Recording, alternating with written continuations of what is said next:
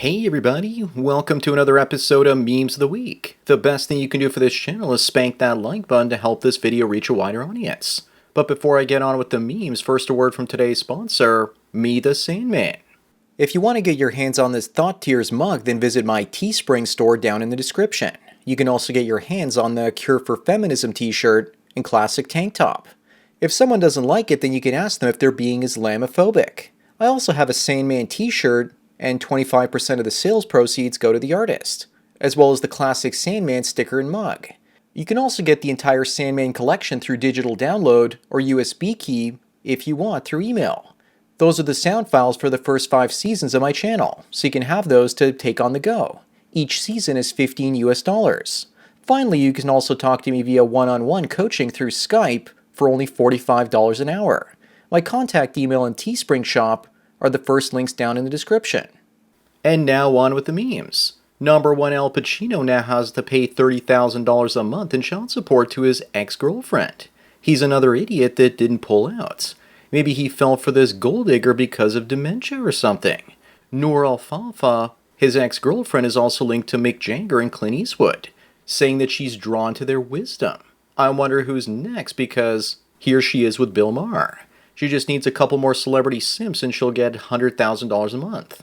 Moving on, it looks like Trudeau's polling numbers are down and there's no way he's going to get re-elected. But that's not preventing him from pretending to make the situation better by reducing immigration to Canada by 20%, after he increased it by more than 100%. This story says he's done a U-turn. That's 180 degrees. What he's done is barely turned 30 degrees and is just wrecking the social fabric of Canada slightly slower now. The real U-turn is cancel immigration for 5 years and deport all those on student visas. But he would never do that. Number 3, which one of these would you take if you have it for free if someone left the keys in ignition? I take the Miami Vice Testarossa, but in red instead. I don't know about Kid though, he didn't have any keys. But the correct answer of course is the Aston Martin DB5. You could sell it and get all the other cars combined for what you get at an auction. Up next, this woman says that women should be allowed to spray a man with Raid if he's under 5'11". So does that mean we can use elephant boomsticks on girls more than 200 pounds? I think that's going too far though. What would be more effective is if we actually brought back Al Bundy and fat-shaming culture. Make your mama so fat jokes great again. And women wonder why men are walking away from the dating market entirely. Number 5, this woman proposes to her boyfriend. So do women have to do this now because men won't commit to them anymore? She's just trying to lock him in before another woman does instead. What would have made this more entertaining is if he had turned her proposal down. As a man that's been proposed to by a woman, I see it as a panic move on their part. Maybe you're questioning the relationship and she can sense it. So she tries to get you trapped legally, which makes it harder for you to leave. We'll probably be seeing more of this going forward. Moving on, this woman is pissed off because her partner promised to never sleep with another woman ever again. He says, relax, it's the same woman as before. I guess she should have been more specific. Women always play word games like this, and it's funny to see guys play games like this with women. I feel bad for this guy that he wasn't understood correctly. Number 7, a man sent his wife a spreadsheet of all the time she denied him. She says yes every 9 days or so, which is probably the amount she's giving to him to keep him thirsty enough just to stay. She views it as a chore and probably isn't even attracted to him. He might be keeping track of her under the advice of a divorce lawyer now. If so, I doubt it'll help him if he decides to take her to court. Once she starts withholding it, she's on her knees someplace else. Number 8, Britain's first private police force has caught 400 criminals with a 100% conviction rate because regular officers are just too damn busy. Good, because now that frees up the police to go after people on social media. This is coming to a Western country near you. But this may not go the way that you think it will, because haven't you seen RoboCop where the cops are owned by a private company called OCP? The West will look like South Africa in a decade or two. Number 9, J-Lo is auditioning young men for revenge dating to rattle Ben after he was the one that walked out on her. Women are dumb. They think they can get back at you, the man who dumps them, by dating other men and banging them. They don't seem to realize that if we left them, it's for a reason. Ben looked miserable. He probably doesn't want to see her face ever again. That's probably why she's doing this, because she was rejected and she's trying to stir interest from him again. I don't think it's going to work. Up next, during COVID, 11,000 politicians and elites in New Zealand received an exemption for the COVID vax, and yet they were threatening to lock everyone else up for not getting theirs. The ones that did get it on camera, many probably only received saline injections.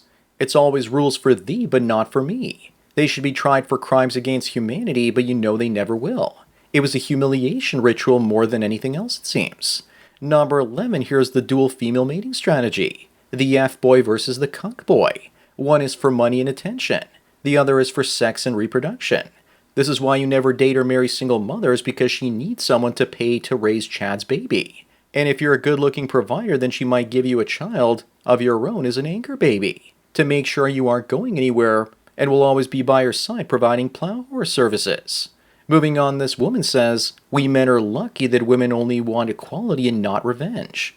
Many of them actually want supremacy and power and then finally revenge. Unfortunately, without men to enforce revenge, it will never come. But also, what could they get revenge for? For men grinding away their lives for most of history working so that women could enjoy raising children. For men to get revenge, all we'd have to do is take the same week off and everything would collapse. Number 13, what if you go out on a date and the first thing she does is this? She seems like a lot of fun. I might lift my shirt up back at her. Either that or steal one of those chicken wings while she's not looking. You could also probably ask to see if her panties match. Either that or ask about her relationship with her father if you feel like wrecking her mood. I tell her that we have to split the bill unless that bra comes off. I once had a girl do this to me before we got out to a restaurant, taking her bra off in the car. Up next, it looks like women don't like boring guys until they get knocked up with Pookie or Ray Ray's baby. Then the boring stable man is what they need to pay the bills. The crazy thing is far more women are boring when compared to men, and yet they're still expecting men to entertain them with drama. Once they get knocked up, all they have left to offer a boring man is another man's baby. Now you know why it's no mystery as to why black women make up the majority of abortions in America. Number 15, remember guys, 1 in 3 modern women have an STD. And just imagine how high that number is at a Taylor Grift concert. And what I want to know is, what sane man would actually go to a concert like that? If you want to know who gave them these STDs, it's the top 5% of men that they all take turns sleeping with. And even after getting these STDs, if those women could go back in time and do it all over again, knowing they'd get herpetogonosyphilates from Chad, they would. Moving on, what would you guys do if she showed up dressed like this for your date? I'd ask if she lives in a diverse neighborhood and if she left the house in full plate. I'd also ask her if she brought the key for her chastity belt, which is hidden under there somewhere. If things went well, we could always go back to her place and we'd have to get some WD-40 so her parents wouldn't hear us as she unsheathed my mansword. Number 17, isn't it crazy how 10 to 15 years ago, women were terrified of having their nudes leaked, and now they're putting them up and charging $10. Once it became socially acceptable to monetize women's sexuality, it stopped being a taboo. They cared in the past because if the pictures were leaked, they didn't make any money off them. But today if they get leaked, it's like it's free advertising or something. Back in the days of early digital cameras, I would take tons of nudes of women and they wouldn't care, because they didn't even know the pictures could get leaked on the internet. Up next is Black Man says for white people to stop moving to black neighborhoods, acting scared of black people. Looks like someone is racist and doesn't like gentrification and for his rent to go up. So he's blaming white people for being angry. I'm tired of this. When white people leave, it's bad and considered white flight. When they come back, it's gentrification and also bad.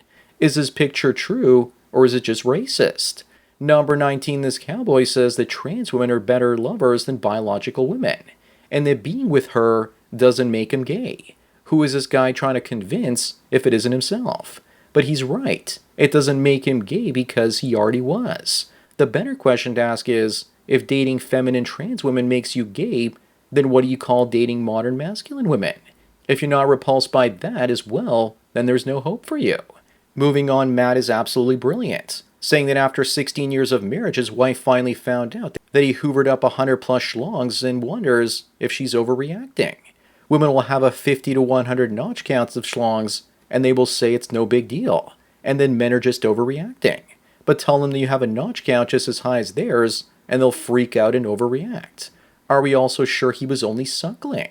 I think he just made this stuff to freak his wife out. Real or imaginary? Your choice. Number 21, I think this might be the first time in history we've seen a crocodile screaming for help. But I don't think that's what it's doing. It's actually calling the crew because bro here found a feast. She doesn't realize that she needs to be the one running away. If that bad boy turns around and snaps back, she won't know what hit her. Up next is modern day slavery in Dubai. Looks like brands are now using live mannequins in their outlet mall. If they're getting paid to do that, then it's not slavery. Besides, the gals need to fill their time up during the day before they hit up the Dubai porta potty scene at night. Only 1/3 to 1/4 of Dubai's population is female.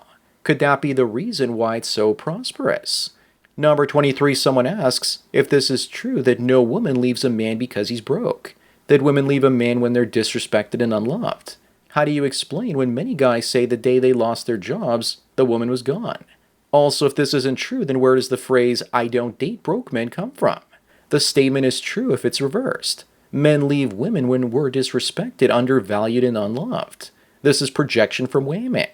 Moving on, people wonder why there aren't women who look like this anymore. This is Alexandra Daddario, and she's a real person. The reason that more people don't look like this is because of seed oils, obesity, and women eating way too many cheese doodles, and also taking pills. Usually they end up becoming fat and depressed, and turn themselves into Jenna Griswold, the Colorado Secretary of State. Number 25 on the last one, you know that Japan has a problem with over-tourism when they have to put up signs saying that temples and shrines are not social media backgrounds, and pagodas are not climbing walls. Also, the temples and shrines are not performance stages. I'm really glad I got to see most of the places I wanted to before influencers started overcrowding them. Meanwhile, in Canada, they're telling you immigrants that beaches are not toilets. So that's it for another Memes of the Week. Please give this video a like to push it up in the algorithm and so new viewers can find it. If you enjoy this series and want me to keep making it, then donate at the PayPal and Subscribe Star links below. Anyways, enjoy the rest of your day, and cheers.